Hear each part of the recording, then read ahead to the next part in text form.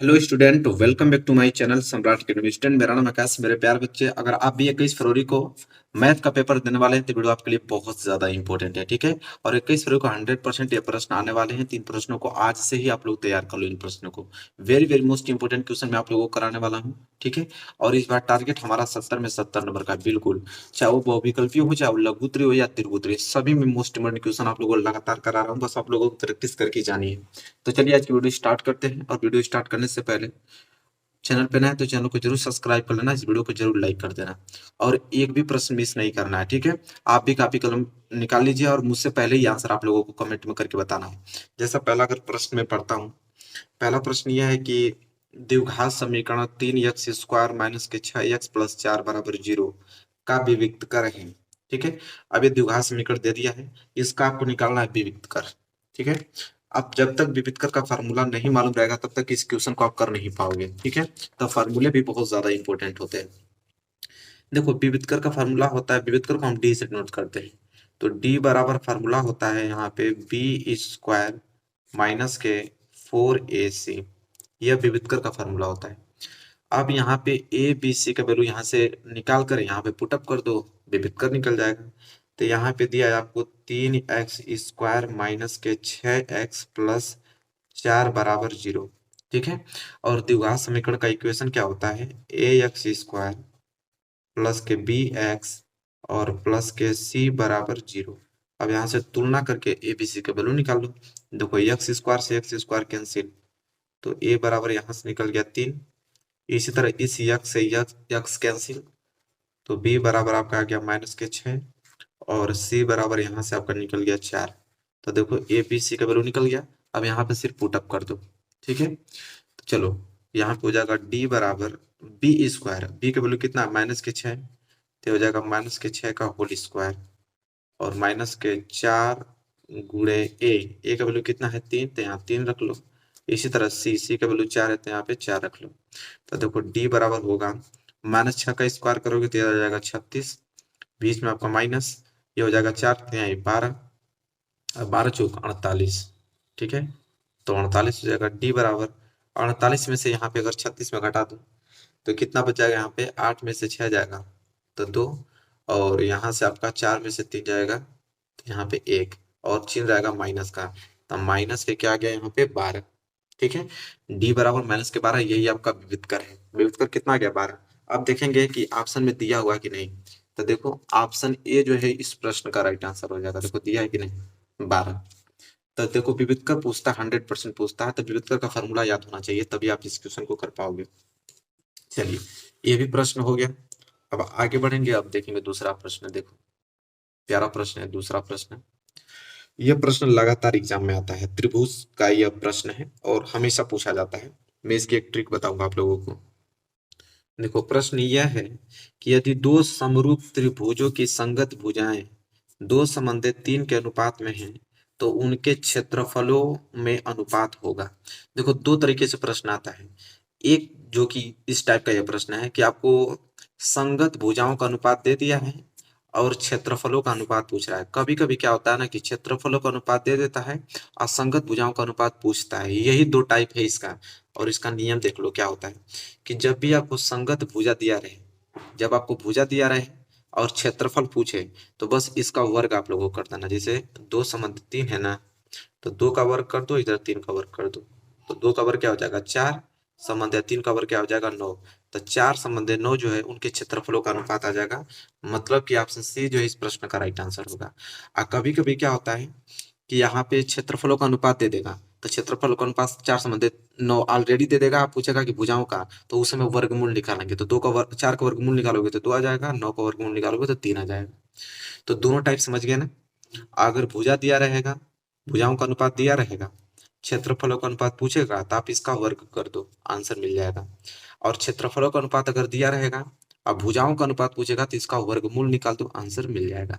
तो ये ट्रिक आप लोग याद रखना, एग्जाम में तो एक प्रश्न यहाँ से बनना अनिवार्य है 100%। चलिए, आगे अगर हम बात करें तो देखो अगला प्रश्न क्या है। अगला प्रश्न ये देखो, दूरी सूत्र। ये तो भाई इसको कोई रोक नहीं सकता है, तो हमेशा देता है दूरी सूत्र से कि बिंदुओं जैसे 5, 0 और एक बिंदु के निर्देशांक है -12, 0। इनके बीच की दूरी आप लोगों को ज्ञात करना है, ठीक है। तो देखो दूरी सूत्र याद रहेगा तभी कर पाओगे, अन्यथा कर ही नहीं पाओगे इसको, ठीक है। तो चलिए प्रयास करते हैं, देखिए कैसे लगाएंगे इसका दूरी सूत्र। देखो इसका कहने का मतलब क्या होता है, मैं आप लोगों को समझाता हूँ। देखिए एक बिंदु यह है, एक बिंदु यह है।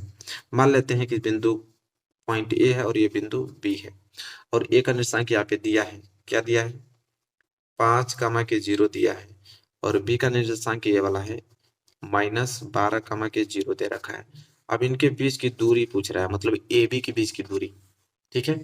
और सबको मालूम है कि ये आपका x1 और ये आपका y1 होता है, और ये आपका x2 और ये आपका y2 होता है, ठीक है, निर्देशांक। अब ए बी के बीच की दूरी पूछा है, तो दो बिंदुओं के बीच की दूरी का फॉर्मूला क्या होता है कि करनी में x2 माइनस x1 का होल स्क्वायर और प्लस y2 माइनस y1 का होल स्क्वायर, यह फार्मूला होता है दो बिंदुओं के बीच की दूरी ज्ञात करने का। तो देखो यहाँ से अब हमें वैल्यू रखना है, तो ए बी बराबर क्या हो जाएगा, √x2। देखो x2 का वैल्यू कितना है, -12, और बीच में माइनस लगा दो, और x1 का वैल्यू कितना है, 5। अब इसका वर्ग कर दो। अब प्लस y2 की अगर हम बात करें तो y2 यहाँ पे 0 है, और माइनस y1 की बात करें तो y1 यहाँ पे भी 0 है, तो इसका स्क्वायर हमने कर दिया। तो यहाँ से अगर हम ए बी निकालें तो ए बी बराबर क्या होगा, करड़ी में देखो -12 और -5 जुड़ेगा तो कितना हो जाएगा, -17। तो -17 का होल स्क्वायर और प्लस 0 में से 0 जाएगा तो 0 का होल स्क्वायर, ठीक है। अब यहाँ से अगर हम ए बी निकालें तो ए बी बराबर क्या हो जाएगा, -17 का अगर स्क्वायर करेंगे तो 289 आएगा, और प्लस 0 का स्क्वायर करोगे तो 0 ही आने वाला है। तो अगर मैं यहाँ से ए बी निकाल दूं तो ए बी हो जाएगा 289 में 0 जोड़ोगे तो कितना हो जाएगा, 289। अब 289 का वर्गमूल निकालना है, तो 289 का वर्गमूल कितना होगा, 17, ठीक है। तो ए बी बराबर 17, मतलब दो बिंदुओं के बीच की दूरी आ गया 17। आप देखना पड़ेगा कि ऑप्शन में दिया है कि नहीं, अब चेक करेंगे ऑप्शन में। देखो यहाँ पे ऑप्शन डी आपको दिखाई दे रहा है, तो डी जो है इस प्रश्न का राइट आंसर होगा। तो देखो फार्मूले याद होंगे तभी आप मैथ के क्वेश्चंस कर पाओगे, अन्यथा नहीं कर पाओगे, ठीक है। तो चलो, तो फार्मूले आप लोग अच्छे तरीके से याद कर लेना। हालांकि मेरे चैनल पे आप लोग मतलब पूरा का पूरा उपलब्ध भी है पूरे फार्मूले, उसको जरूर देख लेना। चलिए अब हम देखते हैं अगला प्रश्न।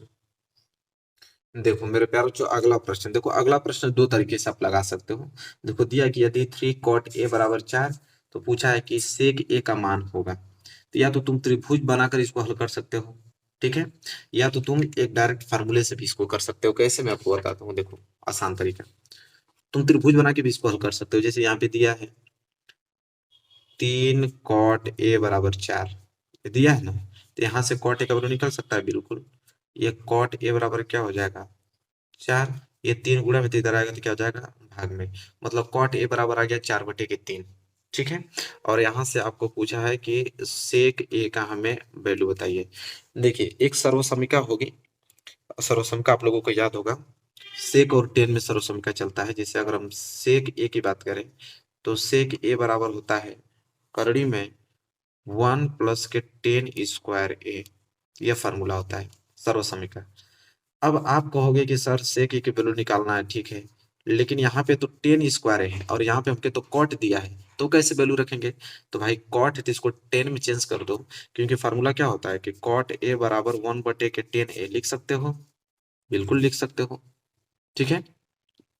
तो यहाँ से 10a में चेंज कर देते हैं। तो यहाँ से अगर हमें 1/10a अगर हमें चेंज करना होगा, ठीक है, तो 1/10a क्या हो जाएगा, 4/3 के क्या हो जाएगा, बराबर हो जाएगा। लेकिन हमको 10a निकालना है, तो हम 10 को ऊपर कर देंगे, तो यहाँ पे 3 ऊपर चल जाएगा, 4 नीचे आ जाएगा। तो देखो 10a बराबर क्या आ गया, 3/4। मतलब कि स्कॉट को हमने किस में चेंज कर दिया, 10a में चेंज कर दिया, ठीक है। अब यही वैल्यू यहाँ पे उठा के रख दो तो सेक की वैल्यू निकल जाएगी। तो देखो सेक ए बराबर हो जाएगा करड़ी में कितना, 1 प्लस, और यहाँ पे दिया 10 स्क्वायर है, और 10 का वैल्यू कितना है, 3/4, तो 3/4 का होल स्क्वायर कर दो, और यहाँ से वैल्यू आपका निकल जाएगा। कैसे, देखो, तो ये हो जाएगा आपका सेक ए बराबर यहाँ पे करड़ी में 1 प्लस, देखो 3 का स्क्वायर करोगे तो 9, और 4 का स्क्वायर करोगे तो हो जाएगा 16। अब इसको हल करोगे तो क्या आ जाएगा, सेक ए बराबर अंडर रूट में 16 कम 16, 16 9 कितना होता है, 25, 25/16। यहाँ से अगर हम सेक ए की बात करें तो सेक ए बराबर 25 का वर्गमूल कितना होता है, 5, और 16 का वर्गमूल कितना आता है, 4, मतलब से के बराबर कितना गया 5/4। देखो कितना आसान तरीका है। अन्यथा आप त्रिभुज बना के हल करना चाहोगे पाइथागोरस नियम लगा के तो कर सकते हो, कोई दिक्कत नहीं है। लेकिन ये हमको बहुत आसान लगता है, ठीक है। कन्वर्ट करके तुरंत आप इसका आंसर ला सकते हो। कितना है 5/4। अब देखना पड़ेगा कि ऑप्शन में दिया है कि नहीं। तो देखो ऑप्शन बी जो है इस प्रश्न का राइट आंसर होगा 5/4 दिया है। तो इस फार्मूले से आप कर सकते हो, अन्यथा आप त्रिभुज बना कर सकते हो पाइथागोरस नियम से, कोई दिक्कत नहीं। आंसर सेम आने वाला है। चलो अगला प्रश्न देखते हैं। चलिए देखिए प्रश्न नंबर 5वां देखते हैं। प्रश्न नंबर 5वां जो है हाइट एंड डिस्टेंस लिया गया है, अच्छा प्रश्न है। जैसे दिया कि एक मीनार की जो ऊंचाई है 20 मीटर है और जमीन पर बनने वाली इसकी जो छाया की लंबाई है वो 20 करोड़ में 3 मीटर है। सूर्य का उन्नयन कोण पूछ रहा है। तो देखिए इस प्रकार के प्रश्नों को सबसे पहले फिगर बनाया जाता है। फिगर आपने सही बना दिया तो आंसर तुरंत निकाल लोगे, इतना सिंपल होता है। कैसे देखो, एक मीनार की ऊंचाई 20 मीटर। देखो मीनार कभी खड़ा होगी तो जमीन पे ही खड़ा होगी। देखो मान लेते हैं धरती है, जमीन है, और इस जमीन पे आप लोगों का एक मीनार खड़ा है, मीनार खड़ा कर देते हैं तो कोई मीनार है, ठीक है। तो कह रहा है कि एक मीनार की जो ऊंचाई है 20 मीटर है और जमीन पर बनने वाली इसकी छाया। अब बताओ कि ये मीनार इस तरह खड़ी है तो इसकी छाया इसी तरह बनेगी। तो मान लेते हैं ये मीनार है और ये इसकी छाया है। नाम अगर हम रखना चाहें तो इसको नाम ए रख देते हैं, इसका नाम बी रख देते हैं, इसके नाम सी रख देते हैं। तो ये बीसी मीनार हो गई और ए बी इसकी छाया हो गई। फिर पूछा है कि सूर्य का उन्नयन कोण होगा। उन्नयन कोण क्या होता है, नीचे से ऊपर देखने पे। जैसे यहाँ से नीचे से इस ऊपर देखेंगे तो उन्नयन कोण आपका ये वाला होगा। यही पूछ रहा है कि उन्नयन कोण कितना होगा। और ये आपकी मीनार की ऊंचाई दिया है यहाँ पे 20 मीटर, ठीक है। और छाया की भी हमें लंबाई दिया है कि छाया की जो लंबाई है वो आपका 20 करोड़ में 3 है, मतलब ये 20 करोड़ में 3 है, ठीक है। और ये आपका 90 अंश का है। तो 90 अंश के सामने वाली भुजा क्या कहलाती है, कर्ण कहलाती है, ठीक है। और ये आपका लंब हो गया, ठीक है, क्योंकि यहाँ पे कोण होगा तो कोण के सामने वाली भुजा क्या कहलाती है, लंब। और 90 अंश का सामने भुजा कर्ण। और ये बचा तो ये हो गया आपका आधार हो गया, ठीक है। अब हमें निकालना है कि यह कितना अंश का होगा, थीटा की वैल्यू निकालना है। तो देखो दो वैल्यू दिया हमको, एक लंब का वैल्यू, एक हमको आधार का वैल्यू। और लंब बटे आधार किस में आता है, टेन थीटा में आता है। यहाँ पे लिखेंगे टेन थीटा बराबर लंब बटे के आधार। तो यहाँ पे हो जाएगा आपका टेन थीटा बराबर लंब का वैल्यू कितना है जी 20 और आधार का वैल्यू कितना है 20 करने में कितना है 3 है। तो देखो 20 से 20 हम कैंसिल कर देते हैं। तो यहाँ पे अगर हम टेन थीटा की बात करें तो टेन थीटा बराबर ऊपर तो 1 बच गया और नीचे बच गया करड़ी में 3, ठीक है। तो ये हो जाएगा आपका टेन थीटा बराबर। अब देखो एक बटे करड़ी में 3। अब टेन की ही वैल्यू में देखेंगे कि टेन का कितना अंश का वैल्यू 1 बटे करड़ी में 3 होता है, ठीक है। तो टेन 30 अंश का वैल्यू 1/3 होता है। तो देखो 1/3 जो है इसको मैं टेन 30 अंश लिख सकता हूँ, बिल्कुल, क्योंकि टेन 30 अंश का वैल्यू ही होता है 1/3। तो इसको हमने इस रूप में लिख दिया। अब टेन से टेन यहाँ पे क्या हो जाएगा कैंसिल। तो इधर बच जाएगा थीटा, इधर बच जाएगा 30 अंश। और थीटा की वैल्यू निकालना था तो सूर्य का उन्नयन कोण कितना आ गया 30 अंश। अब देखेंगे ऑप्शन में दिया है तो देखो बी वाला ही राइट आंसर होगा। देखो बी वाला दिया है ना यहाँ पे। तो इस प्रकार इसको हल करेंगे। चलो तो ये भी प्रश्न हमने अच्छे तरीके से हल कर दिया। आगे अगर हम बात करते हैं तो अगला प्रश्न देखो क्वेश्चन नंबर 6। देखिए अगला प्रश्न जो है क्वेश्चन नंबर 6 क्या है उसको देखते हैं। कह रहा है कि दो वृत्तों की परिधियों में दो संबंधित 3 का अनुपात है और उनके क्षेत्रफलों का अनुपात है, पूछ रहा है। मतलब परिधियों का अनुपात तो दे दिया है, क्षेत्रफलों का अनुपात पूछ रहा है और दोनों वृत्त हैं, ठीक है। अच्छा प्रश्न है मेरे प्यारे बच्चों। तो देखो दो वृत्तों की परिधियों का अनुपात दिया है तो मान लेते हैं कि एक वृत्त की परिधि जो होती है वो होती है 2πr और दूसरा भी वृत्त की परिधि 2πr ही होती है। तो इसको R1, तो इसकी त्रिज्या को R1 दे देते हैं, इसकी त्रिज्या का नाम R2 दे देते हैं। तो ये पहले वृत्त की त्रिज्या परिधि होगी, ये दूसरे वृत्त की परिधि होगी। इन दोनों का अनुपात दिया है 2:3, तो 2/3 लिख देंगे, ठीक है।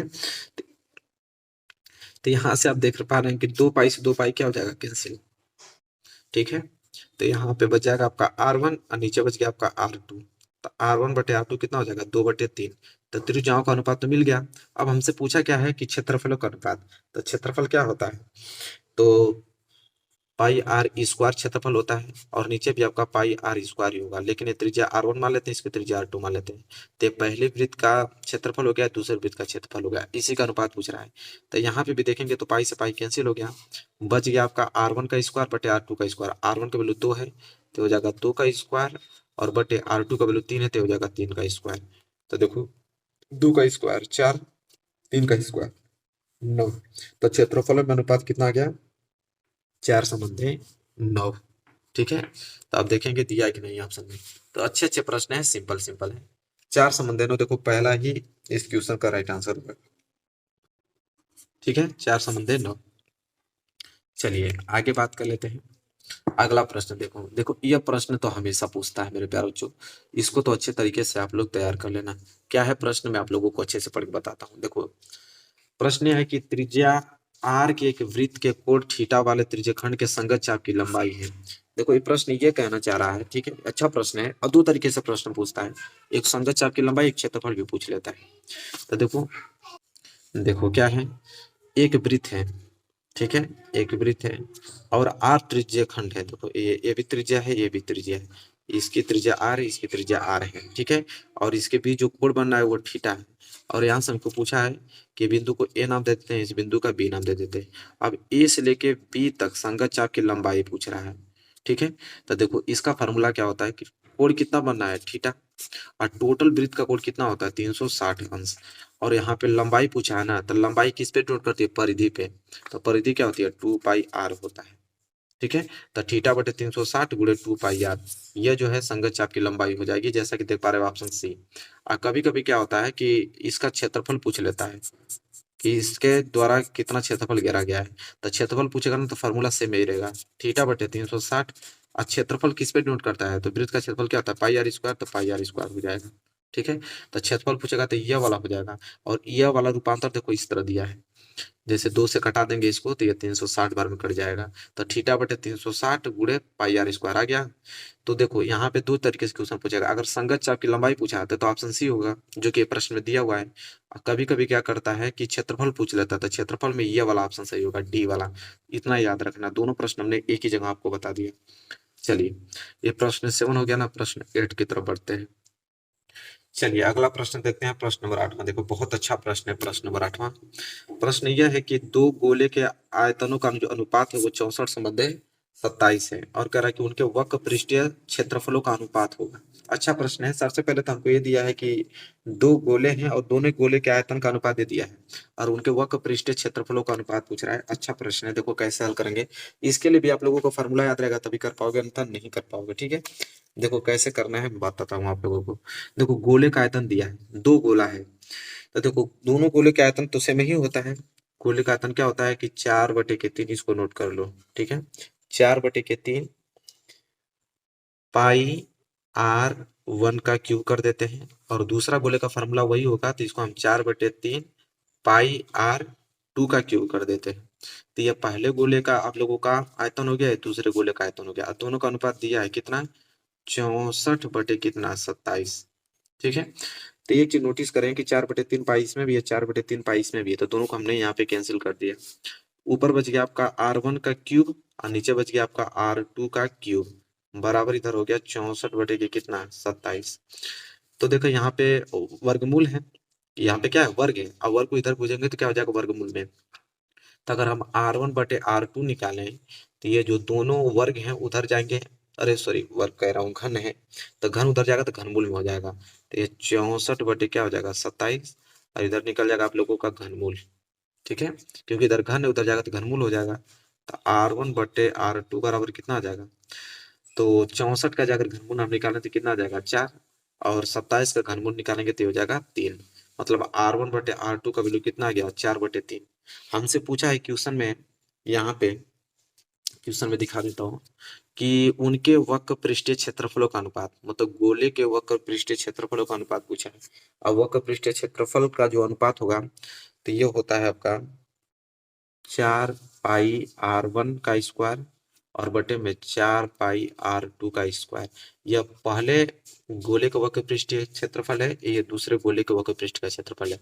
यहाँ पे त्रिज्या r1 लिया हूँ, यहाँ पे त्रिज्या r2 लिया हूँ। तो देखो 4 पाई से 4 पाई कैंसिल, इधर बच गया आपका r1 का स्क्वायर और नीचे बच गया r2 का स्क्वायर। और r1 का वैल्यू यहाँ से मिल जाएगा 4, तो 4 का स्क्वायर, r2 का वैल्यू यहाँ से मिल जाएगा 3, तो 3 का स्क्वायर। 4 का स्क्वायर 16 होता है, 3 का स्क्वायर 9 होता है, मतलब कि 16/9, मतलब कि 16/9 इस प्रश्न का राइट आंसर होगा, ठीक है। तो चलिए देखते हैं, देखो ऑप्शन नंबर डी इस प्रश्न का राइट आंसर होगा, दिया है ना 16/9। चलो देखो इस प्रकार के प्रश्न है, तब तक फार्मूला नहीं मालूम रहेगा तब तक कर नहीं पाओगे। तो ऑब्जेक्टिव क्वेश्चन भी बहुत अच्छे से आते हैं, और जब तक प्रैक्टिस नहीं करोगे तब तक क्वेश्चंस आप लोगों को कर नहीं पाओगे एग्जाम में। तो इसलिए मैं आप लोगों को जो क्वेश्चंस बता रहा हूँ उसकी प्रैक्टिस आप अधिकतर करें, और यही क्वेश्चंस आने वाले हैं, और यही क्वेश्चन को प्रैक्टिस करके जाओगे तो अच्छे क्वेश्चंस मतलब अच्छे मार्क्स ला पाओगे। ठीक है, चलते हैं अगला प्रश्न देखते हैं। प्रश्न नंबर 9 देखो, ये भी अच्छा प्रश्न है।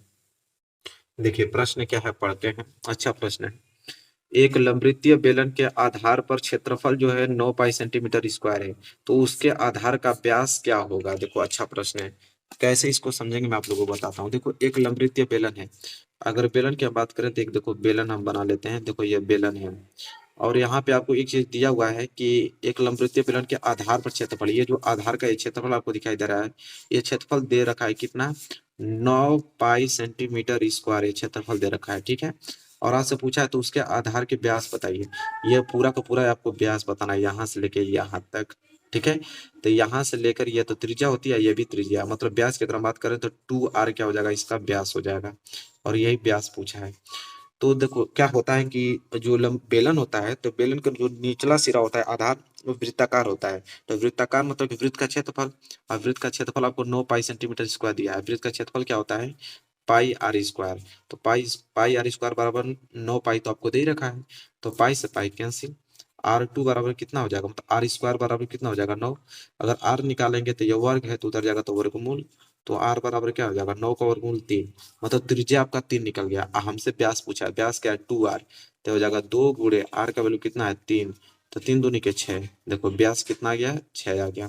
देखो दिया है ऑप्शन में, देखो 6 सेंटीमीटर, ऑप्शन डी जो है इस प्रश्न का राइट आंसर हो जाएगा। देखो तो इस प्रकार हम लोग इस प्रश्न को लगाएंगे। तो ये भी प्रश्न आपने क्लियर कर रखा है। चलो अगला प्रश्न बढ़ते हैं, अगला प्रश्न देखते हैं। और देखो अगला प्रश्न है आप लोगों का प्रश्न नंबर 10वां। चलिए देखते हैं प्रश्न नंबर 10वां। देखो प्रश्न नंबर 10वां यह है कि 1 से 9 तक की प्राकृतिक संख्याओं का समांतर माध्य होगा। मतलब 1 से लेकर 9 तक प्राकृतिक संख्या जितनी भी है उनका समांतर माध्य। ये प्रश्न इतना ज्यादा इंपॉर्टेंट है कि हर साल एग्जाम में आता है, इतना याद रखना। प्रीवियस ईयर पेपर उठा के आप देख सकते हो। तो देखो कैसे लगाएंगे, कितना सिंपल होता है। पहली बात की 1 से लेकर 9 तक प्राकृतिक संख्या क्या होती है। तो देखो प्राकृतिक संख्या तो गिनने वाली संख्या होती है। तो 1 से लेकर 9 तक प्राकृतिक संख्या क्या होगी, एक तो 1, 2, 3, 4, 5, 6, 7, 8, 9। तो 1 से लेकर 9 तक प्राकृतिक संख्या हमने यहाँ पे लिख दिया। अब इसका समांतर माध्य पूछा है। देखो समांतर माध्य का मतलब ये चीज होता है कि जितनी भी संख्या है उनका आप योग कर दो। तो जितनी भी संख्या हमारे पास है उसका हमने योग कर दिया, फिर बटे में जितनी भी संख्या उसका भाग दे दो। टोटल 9 संख्या, तो 9 संख्या का हमने भाग दे दिया, यही कहलाता है आपका समांतर माध्य। ठीक है, तो देखो यहाँ से अगर हम समांतर माध्य की बात करें तो जोड़ेंगे तो कितना हो जाएगा, देखो 9 और 1 कितना हो गया 10, और 8 और 2 कितना हो गया 10, और 7 और 3 10, और 6 और 4 10। तो टोटल तो 10 कितना हो गया, 1 2 3 4, तो 10 को 40, और 40 और 5 कितना हो जाएगा 45, और नीचे बची आपका 9, तो 9 5 45। समांतर माध्य कितना आ गया, 5 आ गया। तो इस प्रश्न को अच्छे तरीके से रट लेना, और ये प्रश्न 100% आएंगे आपके एग्जाम में। ठीक है, तो बी जो है इस प्रश्न का राइट आंसर हो जाएगा। चलिए आगे अगर हम बात करते हैं तो अगला प्रश्न देख लो, और अगला प्रश्न सेम उसी के बेस पे है। बस प्रश्न इस बार यह है कि 1 से लेके 15 तक सम संख्याओं का समांतर माध्य पूछा है, कि 1 से लेके 15 तक सम संख्या कितने है उसका समांतर माध्य निकालो। तो देखो 1 से लेके 15 तक सम संख्या कौन सी होती है, एक तो 2, फिर 4, फिर 6, फिर 8, फिर 10, फिर 12, फिर 14, ये सभी क्या है सम संख्या। इसका समांतर माध्य निकालना है तो पहले इसका हमें क्या करना पड़ेगा, योग। तो हमने इसका योग कर दिया, और बटे में टोटल संख्या कितनी है, 1 2 3 4 5 6 7, 7 का हमने भाग दे दिया। तो देखो जोड़ते हैं इसको, तो जोड़ेंगे तो कितना हो जाएगा यहाँ पे, देखो 8 और 2 जोड़ देंगे तो 10, और 6 और 4 जोड़ेंगे तो 10, तो 10 10 20, और 20 और 10 कितना हो जाएगा 30। तो 30 तो ऐसे आ गया, और इसको जोड़ेंगे तो 4 2 6, और 1 1 2 26, और 26 में यहाँ पे 30 जोड़ देंगे तो 6, और 3 2 5 कितना आ जाएगा 56। तो ऊपर तो 56 आ गया, नीचे आपका 7, काट देंगे 7 8 56, तो 8 आपका क्या निकल गया समांतर माध्य। देखो दिया है 8, बिल्कुल दे रखा है। देखो बी जो है इस प्रश्न का राइट आंसर होगा। ट्रिक लगा देते हैं, देखो 8। तो ऐसे प्रश्न आएंगे नॉर्मल नॉर्मल, और आराम से इन प्रश्नों को आप कर लोगे। ठीक है, चलिए मेरे प्यारे बच्चों ये भी प्रश्न आपने क्लियर कर रखा है। अगला प्रश्न देखते हैं। देखिए यह प्रश्न तो बहुत ज्यादा सिंपल है। ठीक है, कि निम्न में से कौन सा अभाज्य संख्याओं का एक युग्म है। युग्म मतलब जोड़ा। देखो दो दो दिया है ना, ये जोड़ा है। और किसका जोड़ा? अभाज्य संख्याओं का बताना है। देखो सिंपल मैं बता देता हूँ। अभाज्य संख्याओं का जोड़ा का मतलब ये चीज होता है कि जिन दो संख्याओं का एचसीएफ अगर एक आए तो वही अभाज्य संख्याओं का युग्म बनाएगा। मतलब जितना भी ऑप्शन दिया है, अगर दोनों का अगर मैं एचसीएफ निकालूंगा, जिसका एचसीएफ एक आ जाएगा वही आपका अभाज्य संख्याओं का युग्म बनाएगा। और ऑप्शन बी इस प्रश्न का राइट आंसर होगा। क्योंकि 18 और 25 का अगर आप एचसीएफ निकालोगे तो 18 और 25 का एचसीएफ ही एक आएगा, अन्यथा किसी का भी इसमें एक नहीं आने वाला है। निकाल कर चेक कर लेना। ठीक है, तो बी जो है इस प्रश्न का राइट आंसर आएगा। तो जब भी इस प्रकार का प्रश्न आए तो सभी आप सबको, हालांकि हमें तो मालूम था, हमने बता दिया, लेकिन आप लोगों को तो मालूम रहेगा नहीं। तो आप लोग सबसे पहले दोनों दोनों का निकाल के चेक करोगे। ठीक है, इसका निकालोगे, इसका निकालोगे, सबका निकालोगे, जिसका इससे फेक आ गया समझ लो कि वही सभाज्य संख्याओं का युग्म बनाएगा। ठीक है, तो चलो ये भी प्रश्न आ गया। देखो इस पे तो एक प्रश्न बना नहीं पा रहे मेरे प्यारे बच्चों। एक ही फार्मूला होता है, इसी फार्मूले पे आपको इधर उधर करके प्रश्न पूछता है। क्या है? देखो दिया गया यहाँ पे लस आपको दे दिया है कि लस किसका 132 और 288 का। तो 132 और 288 का लस यहाँ पे दिया हुआ है कि 3168 है। और मस पूछ रहा है उन्हीं दोनों संख्याओं का 132 और 288 का। तो देखो ये प्रश्न कितना सिंपल होता है। इसके लिए एक फार्मूला चलता है मेरे प्यारे बच्चों, कि पहली संख्या गुणे दूसरी संख्या बराबर एलसीएम गुणे एचसीएफ। ये फॉर्मूला आता है। मतलब कि किन्हीं दो संख्याओं का गुणनफल उनके एलसीएम और एचसीएफ के गुणनफल के बराबर होता है। तो पहली संख्या देखो 132 दे रखा है, और दूसरी संख्या यहाँ पे आपको 288 दे रखा है, बराबर। ये आपका देखिए लसा, लसा मतलब एलसीएम, एलसीएम आपको दिया है 3168, और आपसे पूछा क्या एचसीएफ। ठीक है, तो एचसीएफ आपको निकालना है। ठीक है, अब करना क्या है, एचसीएफ अगर आपको यहाँ पे निकालना है तो यह गुणा में तो इधर जाएगा तो भाग में हो जाएगा। तो ये बन जाएगा आपका 132 गुणे 288। ठीक है, और बटे में यहाँ पे आ जाएगा आप लोगों का 3168 आ जाएगा। ठीक है, इस तरह। अब यहाँ पे आप लोगों को काटाना पड़ेगा। ठीक है, तो चलिए कटाते हैं किससे। पहले दो से कटा देते हैं, छोटा छोटा कर देते हैं। दो से कटाओगे तो दो छके 12, फिर दो छके 12, 66 बार में। ऐसे कटाओगे दो से तो दो एकम दो, फिर 11, दो पाँचे 10, फिर आपका 16, दो आठे 16, फिर दो चौको 8। ठीक है, फिर दो से कटाओगे तो दो तीन छः, दो तीन छः 33 बार में। फिर दो से कटाओगे तो दो साते 14, और 18, दो नौ 18, दो दूनी के 4। ठीक है, आप देखो तीन से कटा दो तो तीन एकम तीन, तीन एकम तीन 11 बार में। और तीन से कटाओगे तो तीन दूनी के 6, 19, तीन छक 18, 12, तीन चौको 12। ठीक है, अब चाहोगे तो 11 से कट जाएगा ये। तो 11 दूनी के 22, 11 चौक 44, 24 बार में। और 24 से यह 12 बार में कट जाएगा, क्योंकि 24 में जब 12 को गुणा करेंगे तो 288 आता है। मतलब इधर बच गया 12 और इधर बच गया आपका HCF। तो HCF कितना आ गया मेरे प्यारे बच्चों? 12 आ गया। ठीक है, तो इस तरह हल करेंगे। तो ये कई फार्मूला चलता है, इसी फार्मूले पे आप लोगों को हल करना है, बस कैलकुलेशन करनी होती है। ठीक है, तो 12 इस प्रश्न का राइट आंसर आ जाएगा। तो देखो ये भी प्रश्न हो गया। आगे देखते हैं और अगला प्रश्न देखो, प्रश्न नंबर 14 क्या है। देखिए अगला प्रश्न यह है कि के किस मान के लिए समीकरण युग्म यक्स माइनस 2y बराबर 3 और 3x प्लस के वाई बराबर 1 का एक अद्वितीय हल होता है। देखो एक अद्वितीय हल होने का मतलब ये होता है कि a1 बटा a2 जो है वह बराबर नहीं होता है b1 बटा b2 के। ठीक है, ये आप लोगों का अद्वितीय हल का इक्वेशन होता है कि a1 बटा a2 बराबर नहीं होता है b1 बटा b2 के। तो सबसे पहले आप निकाल लो यहाँ से। तो ये हो जाएगा आपका पहला है यक्स माइनस 2y बराबर 3। तो यहाँ से a1 कितना हो जाएगा? a1 बराबर इसके आगे कुछ नहीं, तो एक छिपा है तो a1 बराबर 1, और b1 बराबर कितना आ गया यहाँ से माइनस के 2, और c1 बराबर कितना आ गया 3। और यहाँ पे दूसरा समीकरण दिया है कितना 3x प्लस के वाई और बराबर में यहाँ पे 1। तो यहाँ से a2 निकाल लो। a2 बराबर कितना आ जाएगा 3, और b2 बराबर कितना आ जाएगा यहाँ से k, और c2 बराबर कितना आ जाएगा यहाँ से 1। ठीक है, अब यहाँ पर रख लो a1, a1 की वैल्यू कितना है 1। ठीक है, इसके बाद a2, a2 की वैल्यू कितना है यहाँ से 3, बराबर नहीं है b1, b1 की वैल्यू माइनस के 2, और b2 की वैल्यू कितना है k। तो k का गुणा एक में करेंगे तो k बराबर नहीं है, 3 का गुणा माइनस 2 करेंगे तो 3 दूनी के 6, k बराबर नहीं है माइनस के 6 के। तो k बराबर नहीं है माइनस के 6, ये आंसर आएगा। तो देखो k बराबर नहीं है माइनस के 6, मतलब कि डी जो है इस प्रश्न का राइट आंसर आ जाएगा। तो इस प्रकार हम लोग इस प्रश्न को हल करेंगे। ठीक है, चलिए ये भी प्रश्न क्लियर हो गया। अगला प्रश्न देखते हैं, प्रश्न नंबर 15। देखो मेरे प्यारे बच्चों, ये भी प्रश्न बहुत ज्यादा इंपॉर्टेंट है कि यदि द्विघात समीकरण 3x² माइनस के 6x प्लस के बराबर 0 के मूल समान है, मतलब ये जो द्विघात समीकरण है इसके मूल समान है, तो के का मान क्या होगा। तो देखो एक ही बात अपने दिमाग में फिट कर लो कि जब भी मूल समान होगा तो विविधकर का वैल्यू हमेशा 0 के बराबर आता है। मूल समान का मतलब डी जो होता है 0 के बराबर होने लगता है, और डी का फॉर्मूला क्या होता है, b² माइनस के 4ac बराबर 0 होता है। ठीक है, तो चलो यहाँ से निकाल लो। तो ये दिया आपका 3x² माइनस के 6x प्लस के बराबर के 0। तो यहाँ से आपका a बराबर कितना आ जाएगा 3, b बराबर माइनस के 6 और c बराबर k।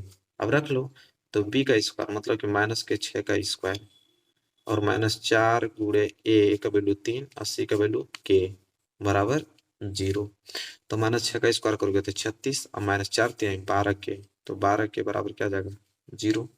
ठीक है, अभी हो जाएगा 36 बराबर -12 के उधर जाएगा तो +12 के, कटा दो 12 3 36, तो 3 बराबर के, मतलब के का वैल्यू कितना आ गया 3 आ गया।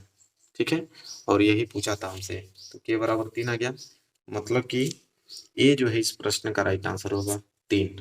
ठीक है, तो ये भी प्रश्न आसान था, कर लिया आपने। अगला प्रश्न देखेंगे। देखो अगला प्रश्न यहाँ पे है, अच्छा प्रश्न है ये, कि बिंदु -3, 4 की यक्स अक्ष से दूरी होगी। ठीक है, यक्स अक्ष से दूरी। देखो जब भी आपको एक प्रश्न दे दे कि बिंदु आपको दिया है और कह रहा है कि यक्स अक्ष से दूरी, तो देखो यक्स अक्ष से दूरी हमेशा वाई अक्ष होती है। यक्स अक्ष से दूरी अगर पूछे तो हमेशा वाई अक्ष ही उसकी दूरी कहलाती है।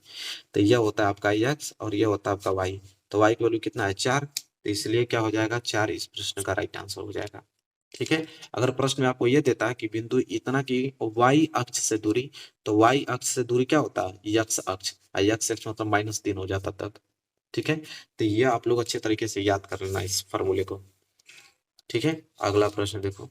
अगला प्रश्न यह है, ये भी प्रश्न सिंपल है, कि के का मान निम्न में से है यदि बिंदु ए बी और सी संरेखीय हैं।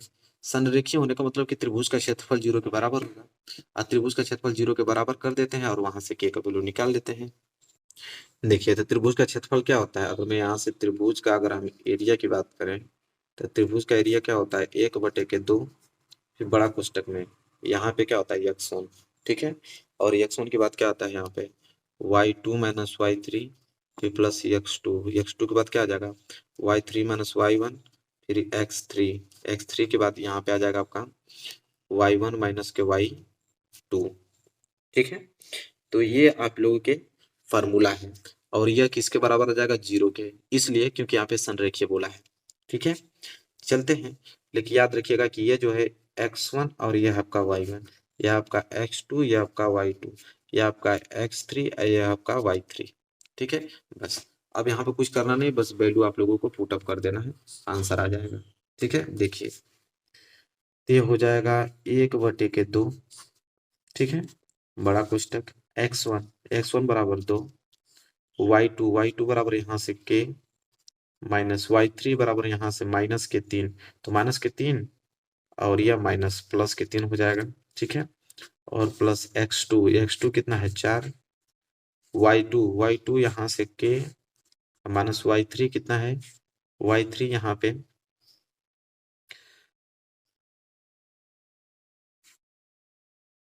देखो y3, तो y3 की वैल्यू k थोड़ी है, y3 की वैल्यू कितना है -3, तो ये -3 होगा, -3, फिर बीच में लग गया यहाँ पे माइनस y1 की वैल्यू कितना है 3, तो ये 3 हो गया, और यहाँ तक हो गया, प्लस x3 की वैल्यू कितना है 6, और y1 कितना वैल्यू y1 का 3, और माइनस y2 की वैल्यू कितना है k, और बराबर में 0। अब इसको हल करो, तो ये हो जाएगा आपका 1/2, और इसको हल करेंगे तो हो जाएगा 2k प्लस 2 तिहाई 6, और ये हो जाएगा -3 माइनस के 6, और माइनस के 6 को गुणा 4 में करेंगे तो -24। ठीक है, तो -24 आ गया, और प्लस इसका गुणा करेंगे तो 6 18 और माइनस 6 का गुणा में करेंगे तो 6 के बराबर के 0। तो यहाँ हल करेंगे तो ये हो जाएगा आपका, देखो 1/2, ये 2 आपका भाग में उधर जाएगा तो गुणा में होगा तो 0 ही आ जाएगा। तो इधर बच जाएगा आपका 2 के और माइनस के 6 के, तो बच जाएगा आपका माइनस के 4 के और 18 और प्लस 6 24। तो प्लस के 24 और माइनस के 24 से तीनों कैंसिल हो गया यहाँ से, तो -4 के बराबर 0। तो के बराबर क्या आ जाएगा 0/-4। ठीक है, तो के बराबर क्या आ जाएगा 0। ठीक है, चलिए तो के बराबर 0 आ गया और यही के का वैल्यू पूछा था, देखो दिया है। सी जो है इस प्रश्न का राइट आंसर हो जाएगा। देखो तो ये सी जो है इस प्रश्न का राइट आंसर आ गया। तो 17वां प्रश्न भी हो गया। 18वां प्रश्न देखते हैं। देखिए अगला प्रश्न है कि 9 sec स्क्वायर ए माइनस 9 10 स्क्वायर ए बराबर है। देखो ये भी प्रश्न अच्छा है, कैसे हल करेंगे। देखो ऐसा काम करो कि यहाँ से 9 कॉमन ले लो, तब 9 कॉमन ले लोगे तो बच जाएगा यहाँ पे क्या आपका सेक स्क्वायर ए और माइनस के इधर बच जाएगा आपका 10 स्क्वायर ए। ठीक है, फिर 9 सेक स्क्वायर ए बराबर फॉर्मूला होता है 1 प्लस के 10 स्क्वायर ए, आई आपका माइनस के 10 स्क्वायर ए, तो ऐसे ही रहेगा। तो माइनस के 10 स्क्वायर प्लस के 10 स्क्वायर कैंसिल, तो बच गया 9 गुणे इधर बच गया 1, और जब 9 को गुणा 1 में करोगे तो क्या आ जाएगा 9। मतलब कि 9 इस प्रश्न का राइट आंसर होगा। तो देखो बी जो है राइट आंसर हो जाएगा। ठीक है, तो देखो ये भी प्रश्न क्लियर हो गया कि नहीं, कितना सिंपल प्रश्न है। चलो अगला प्रश्न देखते हैं, प्रश्न नंबर 19। देखिए अगला प्रश्न मेरे प्यारे बच्चों ये है कि cos थीटा बराबर sin थीटा, और थीटा की जो वैल्यू आना चाहिए वो 0 अंश से बड़ा होना चाहिए, 90 अंश से छोटा होना चाहिए। ठीक है, ये प्रस्ताव है, यहाँ पे कंडीशन है। तो देखो दिया है cos थीटा बराबर sin थीटा। तो देखो cos थीटा को ऐसे रहने तो sin थीटा को हम लिख सकते हैं क्या, cos 90, देखो ऐसे लिख दो इसको, cos 90 माइनस थीटा, इसको ऐसे लिख सकते हो। देखो इसको लाइन को काटता हूँ, देखो ये cos थीटा है ना, तो cos थीटा ऐसे रहने दो। sin थीटा को ऐसे लिख सकता हूँ क्या, cos 90 माइनस थीटा, बिल्कुल, क्योंकि cos 90 माइनस थीटा बराबर sin थीटा फार्मूला होता है। तो यहाँ से cos से cos कैंसिल, बच गया थीटा बराबर 90 माइनस के थीटा, तो थीटा माइनस थीटा इधर आएगा तो प्लस थीटा बराबर के 90 अंश, और थीटा थीटा मिलके हो जाएगा 2 थीटा बराबर 90 अंश, 2 से कटा देंगे तो थीटा बराबर 45। बस हो गया, और देखो 45 आ गया, और यहाँ पे 45 जो है 0 से बड़ा है, 90 से छोटा भी है, तो बिल्कुल राइट आंसर है मेरे प्यारे बच्चों। तो सी जो है इस प्रश्न का राइट आंसर आ जाएगा। ठीक है, अगला प्रश्न देखते हैं। अगला प्रश्न बहुत ज्यादा सिंपल है। देखो क्या है कि cos स्क्वायर थीटा बराबर 1/2 और sin स्क्वायर थीटा का मान पूछा है, और फार्मूला तो ये आपको मालूम ही होगा कि sin square theta plus cos square theta बराबर 1। ठीक है, तो अगर मैं यहाँ से sin स्क्वायर थीटा निकालूं तो क्या होता है 1 प्लस cos स्क्वायर थीटा उधर जाता है तो माइनस के cos स्क्वायर थीटा, और यहाँ पे हमको sin स्क्वायर थीटा पूछा ही है, तो यहाँ पे sin स्क्वायर थीटा बराबर क्या हो जाएगा 1 माइनस cos स्क्वायर थीटा, और cos स्क्वायर थीटा का वैल्यू 1/2 दे ही रखा है। ठीक है, तो ये हो जाएगा आपका sin स्क्वायर थीटा बराबर 2 एकम 2, 2 में से 1 जाएगा तो 1 और नीचे बच गया 2, तो sin स्क्वायर थीटा बराबर 1/2। देखो डी जो है इस प्रश्न का राइट आंसर होगा।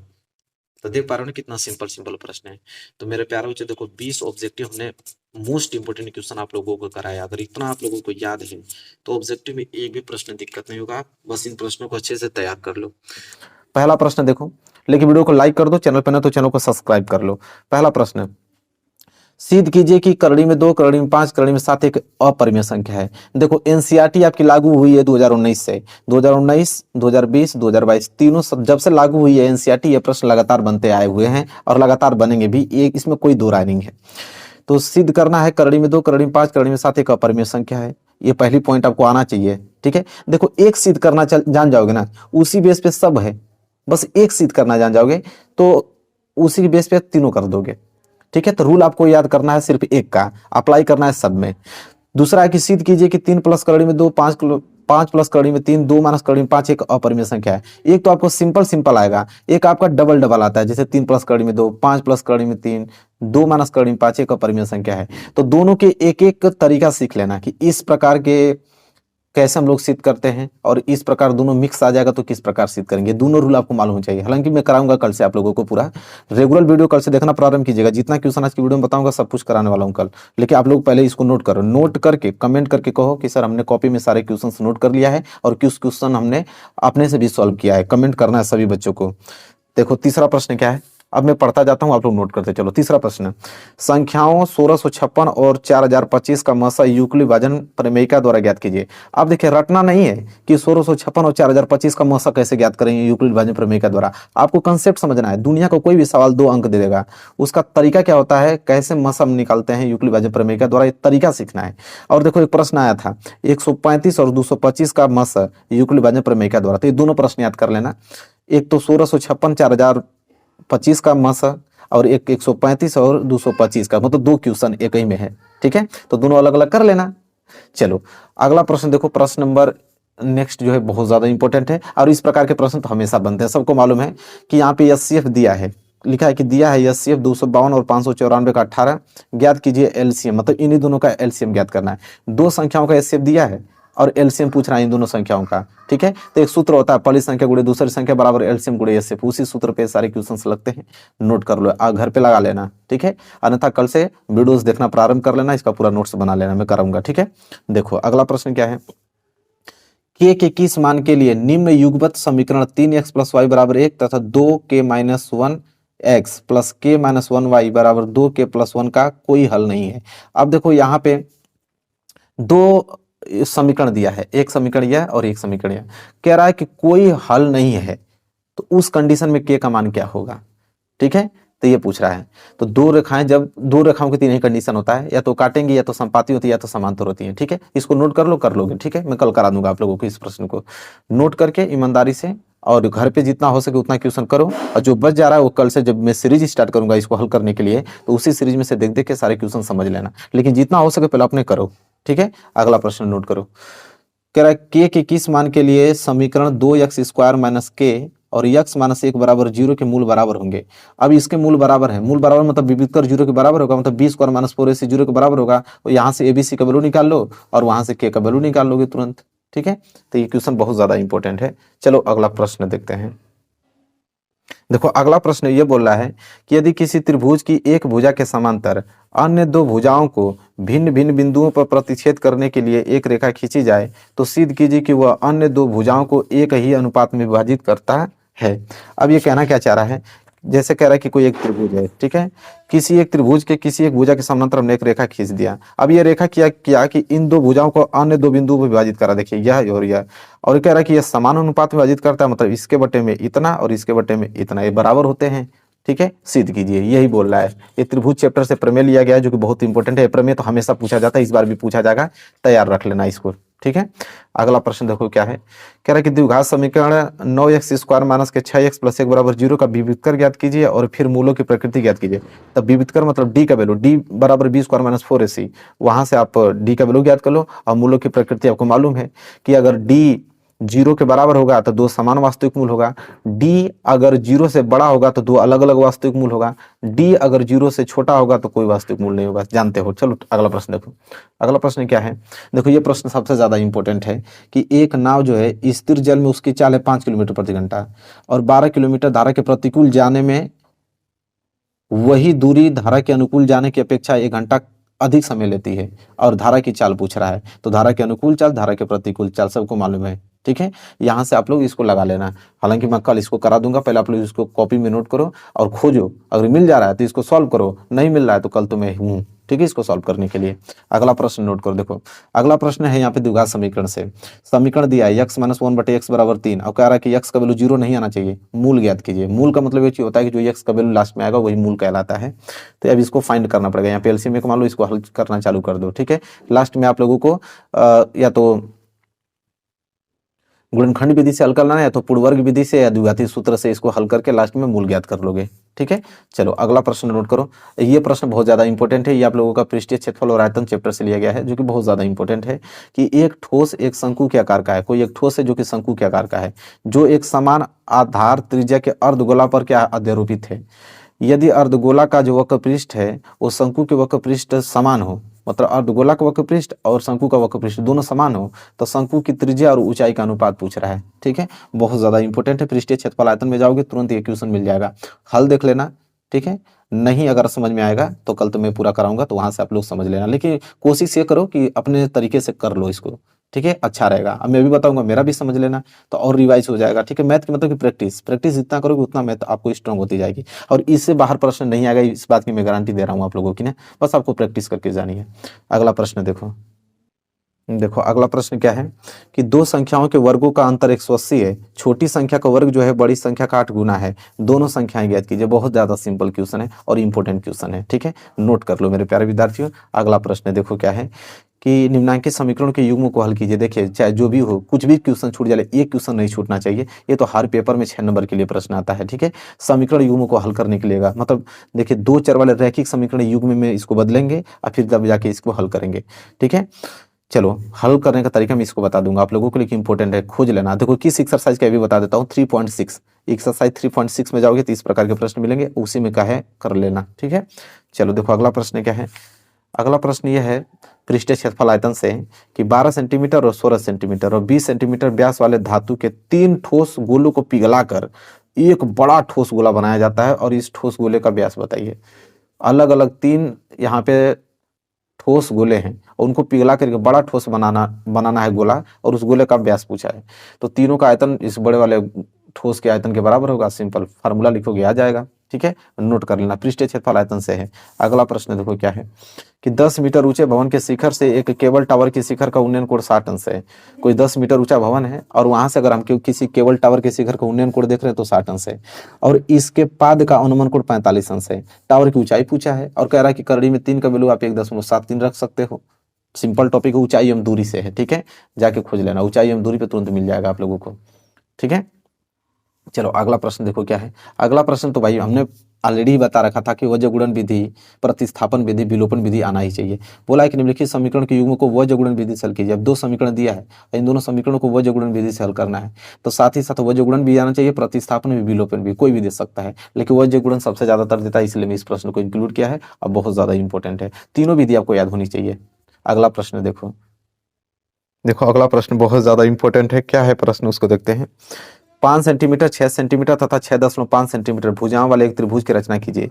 इस त्रिभुज के समरूप एक अन्य त्रिभुज की रचना कीजिए जिसकी भुजाएं पहले त्रिभुज की संगत भुजाओं के 2/3 गुनी हो। सबसे पहले आप करना है त्रिभुज बनाना है, जो कि एक की लंबाई 5 सेंटीमीटर होगी, एक की 6 सेंटीमीटर, एक की 6.5 सेंटीमीटर। एक त्रिभुज बनाओगे और उसी के साथ एक अन्य त्रिभुज की फिर रचना करोगे जिसकी भुजाएं पहले त्रिभुज की भुजाओं का कितना गुना होना चाहिए, 2/3 गुना होना चाहिए। ये टॉपिक बहुत ज्यादा इंपॉर्टेंट है, हर बार आता है, इस बार भी आएगा, इस बात की गारंटी मैं देता हूँ। ठीक है, इससे बाहर एक प्रश्न नहीं जाएगा मैथ में, 95% 100% लिखित है आएगा। चलो इस प्रश्न को तैयार करना, रचना चैप्टर से है यह। ठीक है, और अगला प्रश्न देखो निर्देशांक ज्यामिति से कि वह अनुपात ज्ञात करना है कि जिसमें x अक्ष बिंदुओं ए और बी को मिलाने वाले रेखाखंड को विभाजित करता है। अब x अक्ष पर कोई ऐसा एक बिंदु है जो a और b 2 बिंदु हैं, उसको मिलाने वाले रेखाखंड को किस अनुपात में विभाजित करता है वो पूछा है। निर्देशांक ज्यामिति का तुरंत मिल जाएगा, ये बहुत इंपॉर्टेंट है। अनुपात वाला, अनुपात पूछता है, कभी कभी अनुपात देके निर्देशांक पूछ देता है, कभी कभी निर्देशांक देके अनुपात पूछ देता है, और यहाँ पे निर्देशांक अनुपात कुछ नहीं दिया, बस x अक्ष पे बोला है। तो x अक्ष पे बिंदु क्या होता है, ठीक है, x अक्ष पे होता है x, 0 होता है उस बिंदु। ठीक है, तो वहां पे कर लेना इसको। अगला प्रश्न देखो, ये तो प्रश्न आपको आना चाहिए, शांत दशमलव प्रसारोग है कि अशांत दशमलव, बिना लंबी विभाजन प्रक्रिया किए दर्शाना कि परिमेय संख्या इतना शांत है या अशांत। शांत का मतलब क्या होता है कि इसके अभाज्य गुणनखंड करेंगे q का, जो नीचे वाला है। अभाज्य गुणनखंड में अगर 2 पे पावर m गुणे 5 पे पावर n के रूप का होगा दशमलव शांत होगा, और नहीं होगा तो अशांत होगा। सबको मालूम है क्या, 2 पे पावर n गुणे 5 पे पावर m, या तो दोनों साथ में आ जाए या तो दोनों अलग अलग भी आ जाएंगे, तभी भी आप लोगों का शांत कहलाएगा।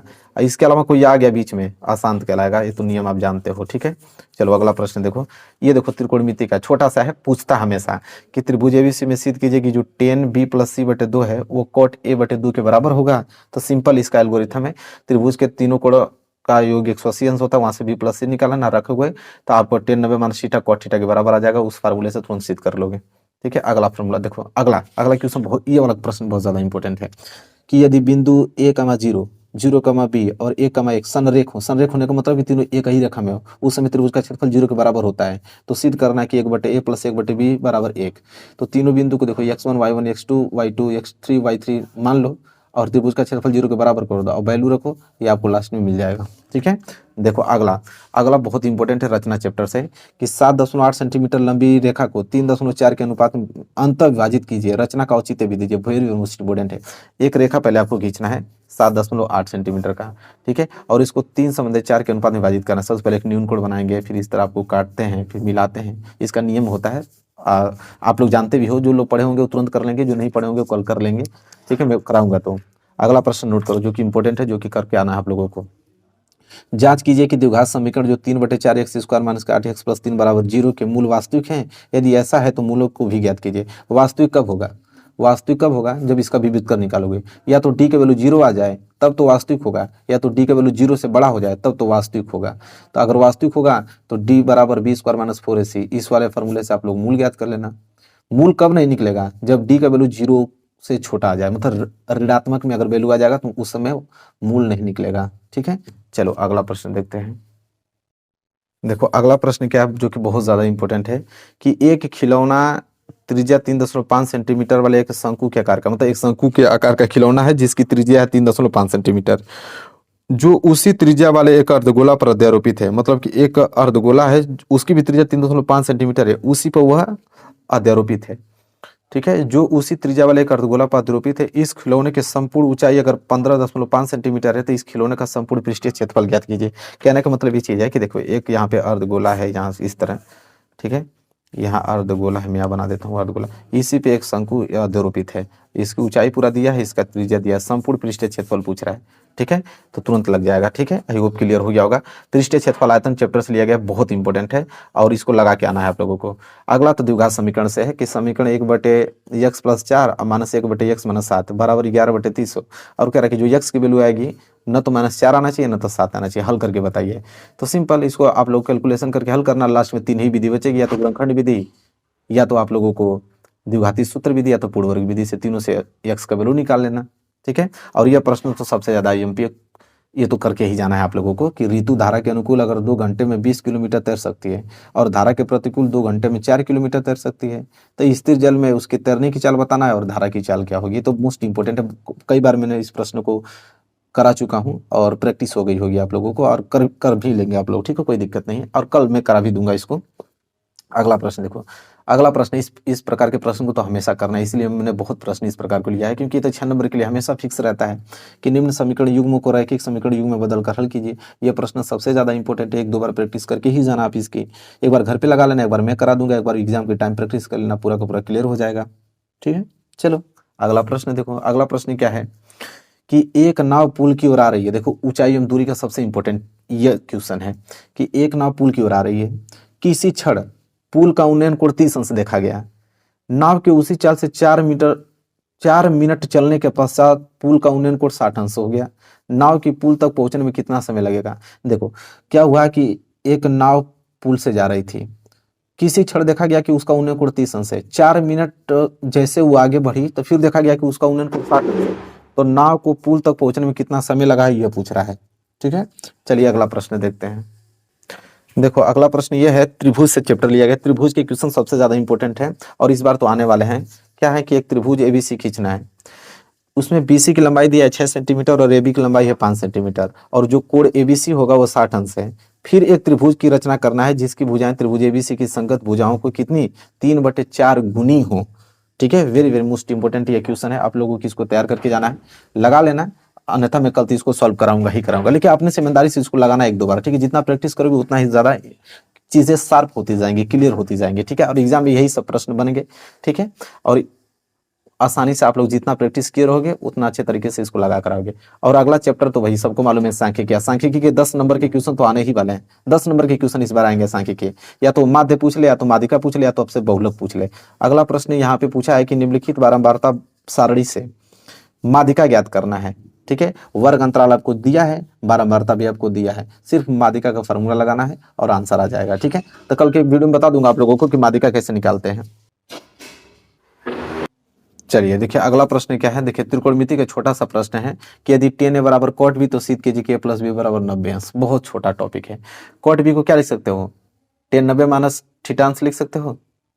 cot b को हम लिख सकते हैं tan 90 माइनस b अंश तुरंत 10 में चेंज होगा, 10 से 10 कट जाएगा, ए अब माइनस भी इधर आएगा तो प्लस भी में हो जाएगा, तुरंत हल हो गया। ठीक है, तो कर लेना। अगला प्रश्न देखो, पृष्ठीय क्षेत्रफल आयतन से, फार्मूले पे तो है। लंबवृत्तीय शंकु की देखिए, एक लंबवृत्तीय शंकु की तिर्यक ऊंचाई 13 सेंटीमीटर दिया है, संपूर्ण पृष्ठीय क्षेत्रफल 90 पाई सेंटीमीटर स्क्वायर दिया है, इसके आधार की त्रिज्या ज्ञात करना है। बहुत ही ज्यादा सिंपल है। ठीक है, इसको लगा लेना। चलिए अगले प्रश्न की तरफ बढ़ेंगे। देखो अगला प्रश्न फिर आ गया वो इसी चैप्टर से, सांख्यिकीय से, क्योंकि सांख्यिकी क्वेश्चन बहुत कराना है इस बार। ठीक है, क्योंकि 10 नंबर के इस बार माध्य पूछा, उस बार माध्यिका पूछा था, इस बार माध्य। निम्नलिखित सारणी किसी मोहल्ले के 25 परिवारों में भोजन पर हुए दैनिक व्यय को दर्शाती है। उपयुक्त विधि द्वारा भोजन पर हुआ दैनिक माध्य ज्ञात करना है। और माध्य ज्ञात करने की 3 विधि, पग विचलन विधि, कल्पित माध्य विधि, ठीक है, और प्रत्यक्ष विधि। तीनों विधि से किसी विधि से आप इसको लगा सकते हो। माध्य पूछा है, दैनिक व्यय आपको दिया हुआ है और परिवारों की संख्या भी आपको दिया हुआ है। ठीक है, तो नोट कर लो। और ये 14 चैप्टर से लिया गया सांख्यिकी स्टैटिक्स से, और वहां से जाके इस क्वेश्चन को खोजना और हल इसका ढूंढ लेना। अंततः कल मैं इसको कराऊंगा तो इसको अच्छे से समझ लेना और 2-3 बार प्रैक्टिस कर लेना। चलो अगला प्रश्न देखते हैं। देखो अगला प्रश्न यह है आपका, द्विघात समीकरण से लिया गया चैप्टर, बहुत ज्यादा इंपॉर्टेंट है कि एक आयताकार खेत का बिकड़ उसकी छोटी भुजा से 60 मीटर अधिक लंबा है। बिकड़ जो है छोटी भुजा से 60 मीटर अधिक लंबा है, और यदि बड़ी भुजा जो है छोटी भुजा से 30 मीटर अधिक हो तो खेत की भुजाएं ज्ञात कीजिए। सिंपल क्वेश्चन पूछा है। ठीक है, तो बिकड़ तो छोटी भुजा से 60 मीटर अधिक लंबा है और बड़ी भुजा छोटी भुजा से 30 मीटर अधिक है। खेत की भुजा पूछा है, खेत की भुजा मतलब लंबाई चौड़ाई, और उसका बिकड़ ज्ञात करिए। ठीक है, चलिए सिंपल टॉपिक आप लोग लगा लोगे आसानी से। चलो अगला प्रश्न देखो। अगला प्रश्न क्या है कि ऐसे दो क्रमागत विषम धनात्मक पूर्णांक ज्ञात कीजिए जिनके वर्गों का योगफल 290 है। तो कोई दो क्रमागत विषम धनात्मक पूर्णांक मान लो और उसका वर्ग कर दो, और वर्ग करने पे उसका योग करोगे तो 290 के बराबर होगा। जैसे हल करोगे तो द्विघात समीकरण बनेगा और उसको वहां से हल कर लोगे। ठीक है, तो आई होप आपको क्लियर हो गया होगा। ठीक है, क्लियर, इस क्वेश्चन को कर लेना। द्विघात समीकरण से चैप्टर लिया गया है। ठीक है, चौथा चैप्टर से। चलो अगला प्रश्न देखो। अगला प्रश्न रचना से कि 7.6 सेंटीमीटर लंबा एक रेखाखंड खींचना है और इसे 2:3 के अनुपात में विभाजित करना है और दोनों भागों को मापना भी है। ठीक है, तो इसको अच्छे तरीके से मैं करा दूंगा। हालांकि आप लोग पढ़े होंगे तो कर लेना, ये ग्रामर चैप्टर का है। ठीक है, चलो अगला प्रश्न नोट करो। जो अगला प्रश्न है वह है कि यदि द्विघात समीकरण एक्स स्क्वायर माइनस के 2kx माइनस 6 बराबर 0 का एक मूल 3 है तो k का मान ज्ञात कीजिए। एक मूल 3 दिया है, मूल का मतलब देखिए x का वैल्यू दिया है, यहाँ पे x बराबर 3 रख देना, k का वैल्यू तुरंत निकल जाएगा। जहाँ पे भी x दिखेगा वहां पे 3 रखना और k का वैल्यू ऑटोमेटिक खुद निकल जाएगा हल करोगे तो। अगला प्रश्न तो सिंपल है कि 2 10 बटे 1 प्लस 10 स्क्वायर 30 10 का वैल्यू यहाँ पुटअप करना है और 10 का यहाँ पे पुटअप करके इसका स्क्वायर कर देना और हल करना, तुरंत इसका आंसर आ जाएगा। चलो अगला प्रश्न देखो। यदि दो समरूप त्रिभुजों के क्षेत्रफल क्रमशः 169 सेंटीमीटर स्क्वायर तथा 225 सेंटीमीटर स्क्वायर है तो उसकी संगत भुजाओं में अनुपात बताना है। कितना ज्यादा सिंपल क्वेश्चन है, त्रिभुज से चैप्टर लिया गया है, छोटा टॉपिक है, तुरंत आप लोगों को समझ में आ जाएगा। क्षेत्रफलों का यहाँ पे क्षेत्रफल, दो त्रिभुज के क्षेत्रफल अलग अलग दिए हैं, संगत भुजाओं का अनुपात पूछा है। ठीक है, अलग अलग निकाल के उसका रेशियो निकाल लेना, तुरंत निकल जाएगा। ठीक है, अगला देखो। अगला प्रश्न भी इंपॉर्टेंट है कि 12 व्यक्तियों के भार का समांतर माध्य जो है वो 45.5 किलोग्राम है, उनके भारों का योगफल ज्ञात कीजिए। ये आप लोगों का सांख्यिकीय चैप्टर से लिया गया क्वेश्चन है। चलिए देखिए, ये हो गया, क्लियर हो गया ना। अगला प्रश्न देखो। अगला प्रश्न नोट करो जो कि बहुत ज्यादा इंपॉर्टेंट है, आप लोगों को इसकी प्रैक्टिस करके जानी किसी कीमत पे। ठीक है, कह रहा है कि त्रिभुज ABC एक संदिबाहु त्रिभुज है जिसका कोण C समकोण है और सिद्ध करना है कि AB का स्क्वायर जो है वह 2AC के स्क्वायर के बराबर है। बहुत इंपॉर्टेंट टॉपिक है, जाके त्रिभुज वाले चैप्टर में देखना, तुरंत मिलेगा, इसको तुरंत इसको लगा लेना, बहुत इंपॉर्टेंट प्रश्न है। ठीक है, चलो अगला प्रश्न देखो। एक बेलन की आधार की त्रिज्या 4 सेंटीमीटर है और ऊंचाई इसका 14 सेंटीमीटर है। बेलन का वक्र पृष्ठीय क्षेत्रफल ज्ञात कीजिए। कितना? चलिए देखिए अगला प्रश्न क्या है। अगला प्रश्न बहुत ज्यादा इंपॉर्टेंट है कि यदि sin 3a जो है cos a माइनस 26 अंश हो, जहां 3a एक न्यून कोण हो, तो a का मान ज्ञात कीजिए। बहुत सिंपल है, आपको त्रिकोणमिति से जाएंगे चैप्टर में, तुरंत आप लोगों के क्वेश्चन देखने को मिल जाएगा। ठीक है, नोट कर लेना इसको, बहुत इंपॉर्टेंट है। अगला प्रश्न देखो, द्विघात समीकरण से प्रश्न है, हमेशा से आता है प्रश्न। ऐसी दो संख्याएं ज्ञात कीजिए जिनका योगफल जो 27 और गुणनफल 182 हो। दो संख्या ऐसी ज्ञात करना है जिनका योगफल 27 और गुणनफल 182 हो। ये भी बहुत ही ज्यादा सिंपल क्वेश्चन है और इसे घर पे लगा के आना है आप लोगों को। ठीक है, घर से। अगला प्रश्न अगर बात करें तो देखो, अगला प्रश्न है कि एक लंबवृत्तीय शंकु के आधार की परिधि तो 24 पाई सेंटीमीटर है और ऊर्ध्वाधर ऊंचाई 5 सेंटीमीटर है। शंकु का आयतन, बस मात्र फार्मूला ही आपको लिखना है और यहाँ से परिधि के बराबर कर देना, यहाँ से आर का वैल्यू निकाल देना, यहाँ आज की वैल्यू निकल जाएगी और बस फार्मूले पे रखना है, तुरंत आयतन निकल जाएगा शंकु का। ठीक है, चलो अगला प्रश्न देखो। अगला प्रश्न वही आप लोगों का सांख्यिकीय चैप्टर से है। इस बार बहुत इंपॉर्टेंट ये क्वेश्चन है, क्योंकि इस बार लुप्त बारंबारता पूछता है। देखो ये प्रश्न बहुत ज्यादा इंपॉर्टेंट है। निम्नलिखित बटन का एक मोहल्ले के बच्चों के दैनिक जेब भत्तों को दर्शाता है। ठीक, माध्य जेब भत्ता 18 रुपया, मतलब माध्य आगे ही दे दिया है कि 18 रुपया माध्य है। लुप्त बारंबारता एफ ज्ञात कीजिए। देखिए दैनिक जेब भत्ता रुपए में दिया हुआ है, यहाँ बच्चों की संख्या, यहाँ पे जो एफ आपको दिखाई दे रहा है ये आपका लुप्त बारंबारता है, इसे पूछ रहा है। ठीक है, तो सेम फॉर्मूला वही लगेगा। पहले हम लोग माध्य निकालते थे, माध्य ऑलरेडी दिए रखा है, हम लोग यहाँ पे एफ के वैल्यू निकाल लेंगे। तो ये क्वेश्चन बहुत ज्यादा इंपॉर्टेंट है। 14वां चैप्टर में जाएंगे तो आप लोगों को तुरंत ये क्वेश्चन देखने को मिल जाएगा पहले ही एक्सरसाइज में।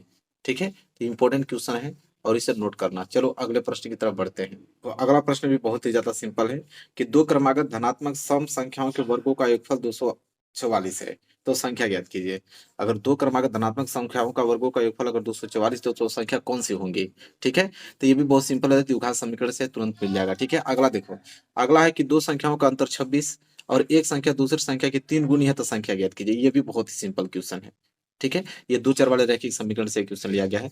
दो संख्याओं का अंतर, मान लो x माइनस वाई 26 का देना, एक संख्या दूसरी संख्या की 3 गुनी, मतलब x जो है वो y का 3 गुना हो जाएगा, वैल्यू रख देना, तुरंत संख्या निकल जाएगी। ठीक है, अगला देखो, निर्देशांक ज्यामिति का सबसे प्यारा प्रश्न यही है जो कि अनुपात वाला पूछता है। कह रहा है कि वह अनुपात ज्ञात कीजिए कि जिसमें बिंदु P जो है जिसका निर्देशांक -3 P है, बिंदु A जिसका निर्देशांक -5 -4 है, और बिंदु B जिसका निर्देशांक -2 3 को मिलाने वाले रेखाखंड को विभाजित करता है। P का मान भी ज्ञात करना है।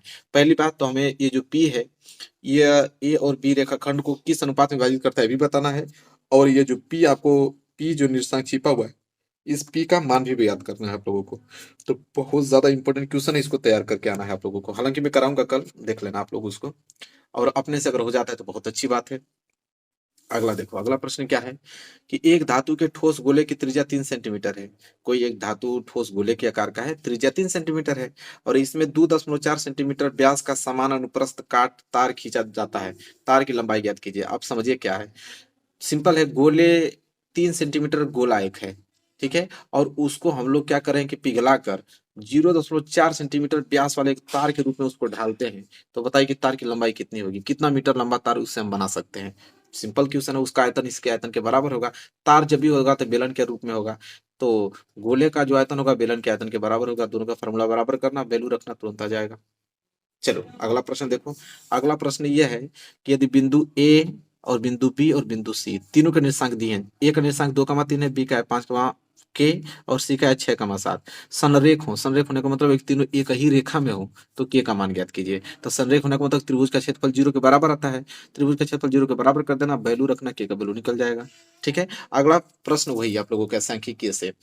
इस बार हमें बहुत इंपॉर्टेंट प्रश्न है, क्योंकि इस प्रश्न में बोला है कि निम्नलिखित बारंबारता सारणी में एफ का मान ज्ञात करने के लिए बोला है, और यदि विद्यार्थियों की प्राप्तों की माध्य 25 है, मतलब माध्य आपको 25 दे दिया है, एफ का वैल्यू पूछा है, संचयी बारंबारता, प्राप्तांक यहाँ दिया हुआ है, विद्यार्थियों की संख्या दिया हुआ है। इस प्रकार का प्रश्न एक और आया था, तो दोनों प्रश्न आप वो तैयार कर लोगे तो एग्जाम में 2023 बोर्ड में इस प्रश्न के प्रश्न आएंगे और उसे आसानी से कर ले जाओगे, क्योंकि ये चैप्टर इतना महत्वपूर्ण है। 10 नंबर के प्रश्न एग्जाम में आते हैं इस चैप्टर से। ठीक है, चलो अगला प्रश्न देखते हैं।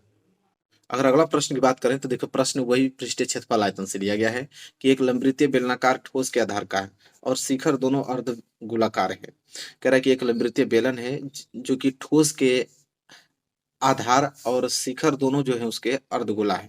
बेलनाकार भाग का व्यास अगर 14 सेंटीमीटर है और कुल ऊंचाई अगर 30 सेंटीमीटर है, तो ठोस का पूरा पूछा कि संपूर्ण पृष्ठ ज्ञात कीजिए कि पूरा ठोस का संपूर्ण पृष्ठीय क्षेत्रफल क्या होगा।